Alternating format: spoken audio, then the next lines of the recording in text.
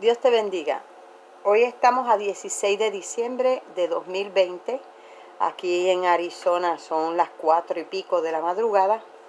Y aquí les traigo otro poquito de la palabra. Y hay gente que le encantan los salmos, pero los salmos también nos enseñan muchas cosas que hay que hacer y vivir. En el Salmo 37:8 dice, empezando, ¿verdad? Deja la ira y desecha el enojo. Hay gente que son iracundos. Iracundo es que le da ira, le da mucha ira. Y yo fui de esas. Los que me conocen saben que se nos sale lo de Pacheco a veces.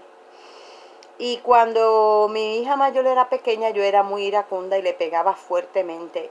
Pero tenía un pastor que era sabio y fue a mi casa a visitarme solamente para hablarme de cómo corregir la nena. Verdaderamente los niños necesitan corrección, pero no bajo la ira, no en el desahogo de la ira, de las frustraciones, del coraje que nos embarga por diferentes situaciones. Si el niño viró una salsa, hizo un desastre, tenemos que respirar profundo, limpiar con calma y luego pensar cómo vamos a corregir. Porque muchas veces en el momento de la ira no estamos corrigiendo, estamos desembocando en esa criatura toda la ira, todo el enojo. La palabra de Dios en los salmos, que a la gente le encanta porque los salmos hablan de alabar a Dios, de alabanza, de prosperidad, de bendición, pero también tenemos que hablar todas las enseñanzas y esas enseñanzas aplicarlas. Eso es bien importante. Por algo el salmista dijo, deja la ira y desecha el enojo. No te insistes en manera alguna a hacer lo malo. Cuando viene la ira no es el momento de hablar, es el momento de callar. Cuando llega la ira es el momento de respirar profundo, hacer silencio y esperar. Porque en el momento de la ira podemos decir algo que va a herir a otra persona. Y después, aunque pidamos perdón y querramos recoger las palabras, no, se quedaron las palabras. El perdón podrá venir, pero se queda una cicatriz de lo que pasó. También en Santiago, capítulo 1 y versículo 20, dice, porque la ira del hombre no obra la justicia de Dios. Si usted quiere ser justo, pues entonces el momento de la ira no es el momento de tomar acción. Y recuerdo de un pastor que cuando le venía algo a la mente rápido porque alguien hizo algo, voy a hablar con él, la esposa le decía, vamos a esperar con calma, ora primero, lee la palabra, piensa las palabras y luego hablar con la persona. La misma Biblia nos enseña a los pastores cómo tratar a las ancianas, cómo tratar a las más jóvenes, cómo tratar a todos. Y todo tiene que ser en el amor de Jesucristo. Cuando nosotros tenemos ira, muchas veces hay personas que tienen una ira pues porque de momento sucedió algo que los llevó a la ira.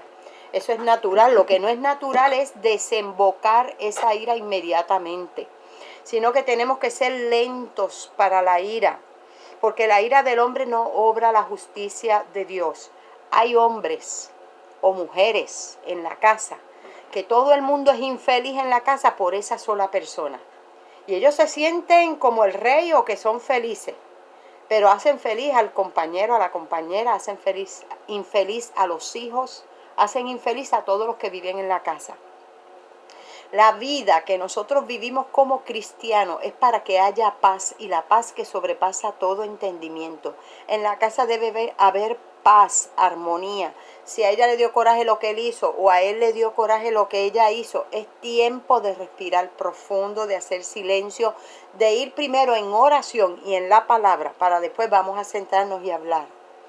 No puede haber un hogar donde continuamente es pelea y guerra y todo el tiempo dificultad y todo el tiempo cómo va a llegar del trabajo esta hoy o cómo va a llegar este del trabajo, donde los niños viven en miedo, asustados, o la esposa vive asustada o el esposo vive asustado. Mucho menos agredir al compañero o la compañera. No estamos para eso.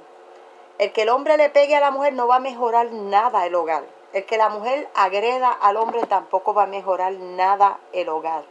Tenemos que pedir sabiduría al Señor. Hay que respirar profundo, ir a la palabra, ir en oración. Señor, quítame el coraje, dame sabiduría, ¿cómo voy a corregir este asunto? deja la ira y desecha el enojo.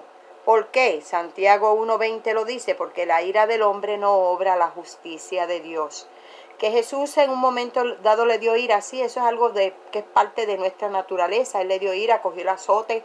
¿Por qué? Porque habían cogido el templo sagrado de Dios, lo que representaba en ese momento que Dios venía y su presencia estaba allí, tanto que la gente que no estaba en el templo y oraba tenía que poner sus manos dirigidas a donde estaba el templo.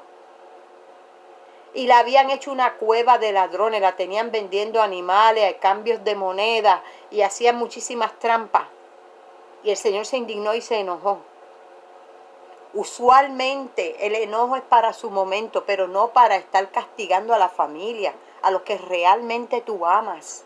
Piensa que si ese niñito, esa niñita, ese esposo, esa esposa ya mañana no estuviera, porque Dios se lo llevó, porque le llegó su momento.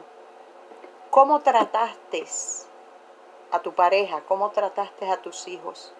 ¿Cómo trataste a tus padres? ¿Cómo trataste a tus vecinos? La ira. Mira lo que me hizo el vecino. Calma, respira profundo, ora primero y después habla. No hable en el momento de la ira, en el momento del coraje, porque no vas a obrar la justicia de Dios. Dice la palabra de Dios que uno de los frutos del Espíritu es la paz. Paz, mansedumbre, bondad, benignidad, templanza, tener el tener control sobre tus emociones. Sí es normal que te enojes, pero no es normal que le grites al otro. Es normal que te enojes, no es normal que le pegues al otro. Así que tenemos que tener templanza, un dominio sobre nuestras emociones, un dominio sobre la ira. Acuérdate que esa esposa o ese esposo que tú tienes es el que tú amas. Y el único que vas a tener, porque según la palabra es hasta que la muerte los separe. Y tus hijos son únicos, no son otros. Son los que están ahí y usualmente es a los más que amamos, es a los que más lastimamos diariamente. Le hablamos palabras hirientes, diariamente le hablamos heces o en una forma despectiva. Tú no sabes nada, tú no haces nada. Esa no es la forma. Tratemos al otro como si fuera Jesucristo. Jesucristo dijo, por cuanto a ellos lo hicieron, a mí me lo hicieron. Significa que cuando le decimos al hijo o a la esposa o al esposo, tú eres un torpe, tú no sirves para nada, se lo estamos diciendo a Jesucristo. Y cuando lastimamos ese corazoncito, no vemos la parte de acá, que está herido, hemos herido a Jesucristo. Así que si Jesucristo dijo, por cuanto a ellos se lo hacen, el que le da un vaso de agua fría a un profeta, el que ayuda a un pequeñito, a mí me lo hace, también cuando lastimamos, cuando hablamos al otro en una forma torpe, indebida, y no nos ponemos en lugar de él y tampoco nos damos por aludidos, porque usualmente las personas como adultos no les gusta que le digan nada, ni qué tienen que hacer ni dejar de hacer. Pero si tú eres cristiano o si tú amas a tu familia, procura que tu familia sea feliz. Y la felicidad está solamente en Jesucristo. Lee la palabra, adquiere de Jesucristo. Dios es amor, Dios es amor.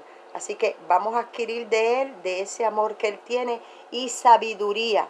Hay muchos libros hoy en día, muchos psicólogos de cómo corregir, de cómo enseñar a los hijos.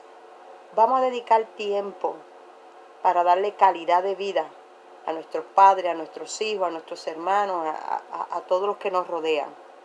Eso incluye los pastores con los miembros con los pastores. Hay miembros que le faltan el respeto en una forma impresionante a los pastores, que los tratan como cualquier cosa.